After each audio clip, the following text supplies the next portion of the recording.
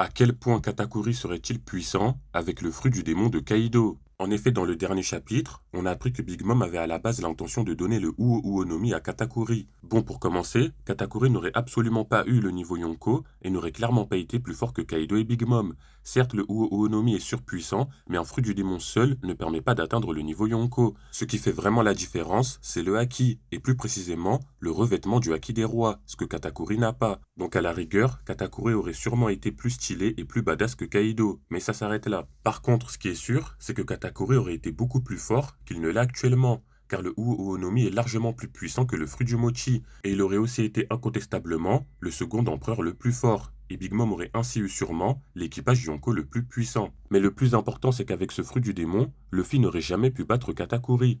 Il se serait fait massacrer de A à Z. Car en effet, l'essentiel du combat entre Luffy et Katakuri, c'était que Luffy parvienne à le toucher, et pour cela il a dû développer le haki de l'observation avancée, ainsi que le Snake Man pour être beaucoup plus rapide. Sauf que dans le cas où Katakuri possède le Uo no Mi, eh bien une fois que Luffy sera enfin parvenu à le toucher, un autre problème se confrontera à lui. Car avec le fruit du dragon, Katakuri sera aussi résistant que Kaido. Par conséquent, il sera totalement invulnérable et invincible. Luffy ne pourra même pas le blesser ni même lui infliger des dégâts, car à ce moment-là, Luffy n'avait pas encore le haki de l'armement avancé, et Luffy ne pourra pas non plus le développer durant le combat, car comme on l'a vu durant l'arc Wano Kuni, il a dû s'entraîner pendant 2 semaines à Udon pour le développer et le maîtriser. En fait, Katakuri n'aura même pas besoin d'attaquer, car Luffy ne pourra pas l'affecter, et il finira par tomber d'épuisement. Ensuite, si on s'intéresse au côté offensif, eh bien là aussi, Katakuri surpassera largement Luffy, car avec le Uo no Mi, il aura une force brute et une vitesse totalement abusée, ainsi que la capacité de contrôler les éléments. Et pour finir, Luffy n'aurait pas éveillé le Gear 5 afin de surpasser Katakuri,